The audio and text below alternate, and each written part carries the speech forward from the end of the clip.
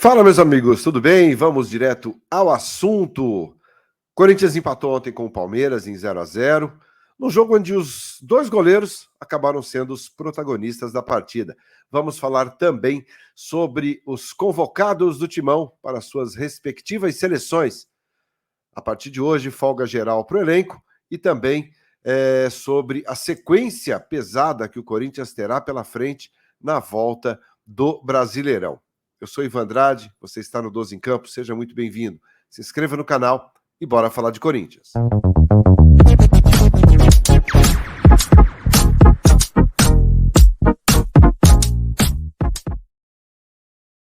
Muito bem, 12 em Campo, indo direto ao assunto nesta segunda-feira, dia 4 de setembro. E a gente começa falando sobre o clássico de ontem. Terminou 0-0, Corinthians e Palmeiras. Um jogo de poucas oportunidades, um jogo de pouca empolgação para o torcedor.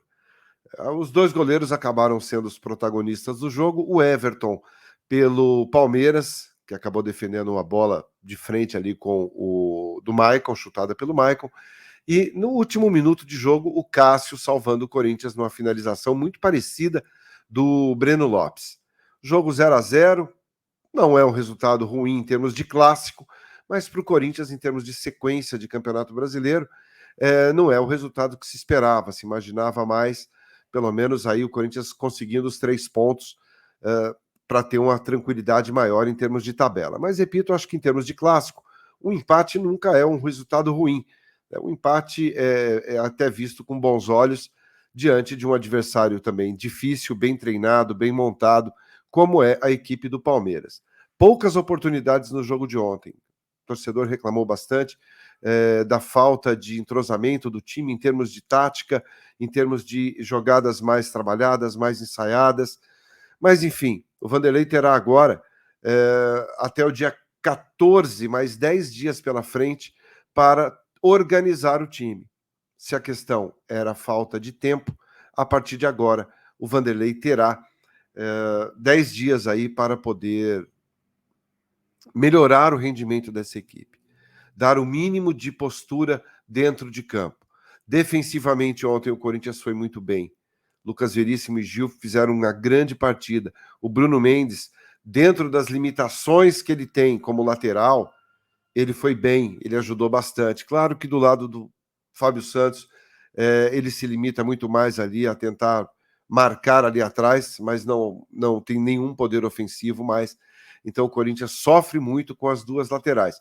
O Bruno Mendes, pela questão de não ser um lateral de ofício e não ter o cacuete ali, como a gente gosta de falar, ofensivo, mas na parte defensiva vai muito bem. Do lado do Fábio Santos, sempre é por onde os adversários buscam as jogadas, porque sabem que é um pouco mais fácil por uma questão de idade, condicionamento físico já não é mais o mesmo, e acabam explorando mais o lado esquerdo do Corinthians. Mas, de uma maneira geral, Lucas Veríssimo e Gil fizeram uma partida muito consistente. De novo, o Veríssimo se destacou muito em relação aos outros jogadores. Solidez, confiança, personalidade, senso de marcação, bolas aéreas, o Veríssimo realmente tem mostrado para o que veio, talvez de todas as contratações do Corinthians, de todas as 5, lembrando, né, que o Corinthians só contratou 5 jogadores desde o início do ano. O Romero é reserva, o Bidu é reserva, o Matias Rojas é titular, mas não vem jogando muito bem. O Barleta já não está mais no clube e o Veríssimo é o único que tem jogado realmente em altíssimo nível. Então o Corinthians, pelo menos na zaga, acertou o substituto aí do Murilo, que se transferiu para o Nottingham Forest. Então, de uma maneira geral, é um Corinthians que vai ter um tempinho agora para poder reorganizar a casa. Vamos falar agora sobre a sequência. Aliás, antes vou falar para vocês sobre a folga geral que os jogadores terão a partir de hoje, tá? Muito bem. Para ir pontuando direitinho, para não fugir nenhum assunto. Corinthians dará 2 dias e meio de folga a todo o elenco. O Vanderlei e a comissão técnica entenderam que são muitas viagens pela Sul-Americana, Campeonato Brasileiro, jogadores longe de casa, os jogadores com também sentindo falta da família, que é extremamente importante, e deu 2 dias e meio de folga. Então, os atletas voltam ao CT Dr. Joaquim Grava na quarta-feira, próxima quarta-feira à tarde, tá? Então, os jogadores terão aí a segunda inteira, a terça inteira, a quarta pela manhã, para poder descansar com a família, curtir um pouco os filhos, aproveitar também, é o direito de cada um. Então, na quarta-feira à tarde, o Corinthians se reapresenta já se preparando para a sequência que terá no Campeonato Brasileiro. E vou explicar para vocês, a sequência é complicada. A partir da próxima rodada, que será no dia 14, o Corinthians fica até o dia 14, todos os clubes, temos data FIFA agora, jogos da seleção brasileira, enfim. Então, o Corinthians volta a campo dia 14 de setembro contra o Fortaleza, esse jogo lá em Fortaleza. Tá? Esse jogo pelo Brasileirão, tá bom? É uma prévia daquilo que teremos na semifinal da Copa Sul-Americana. Então, antes teremos aí Fortaleza e Corinthians lá em Fortaleza pelo Brasileirão. A sequência do Corinthians, que eu vou passar aqui para vocês. Começando de ontem, Palmeiras, Fortaleza, Botafogo, São Paulo, Flamengo e Fluminense. Vamos falar desses 6 jogos que o Corinthians, tirando o Palmeiras, terá pela frente. O Corinthians já jogou contra o Palmeiras ontem. Então, o próximo jogo, Fortaleza, depois Botafogo, depois São Paulo, Flamengo e Fluminense. No primeiro turno, eu vou passar aqui para vocês. Primeiro turno, o Corinthians perdeu do Palmeiras lá no Allianz Parque por 2-1. Ontem empatou em 0-0.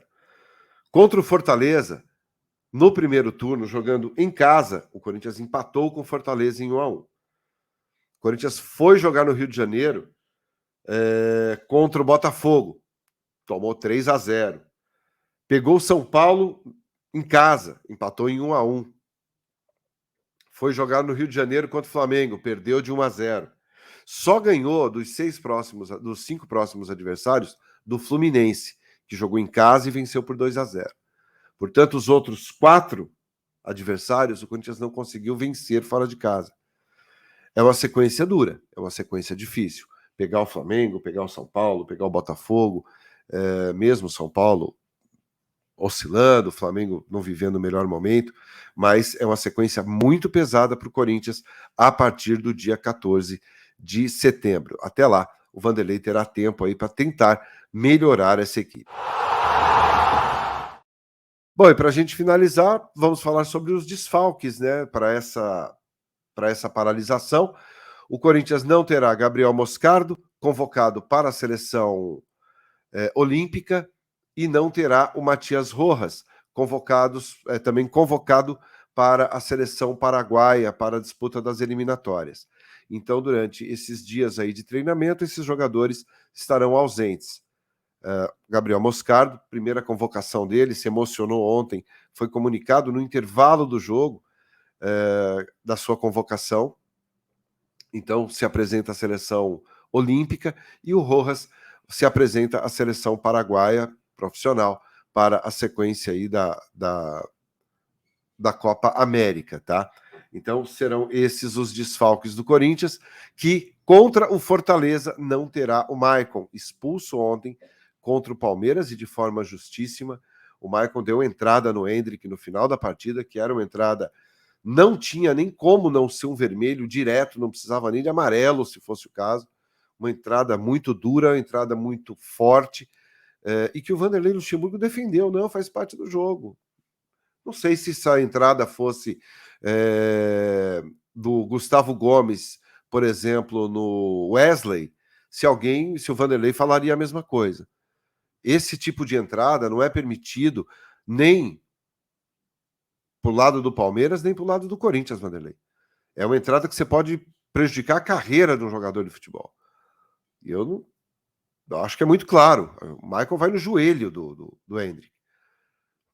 Tomou o amarelo e se não é o VAR, ele só ficaria barato pro Michael.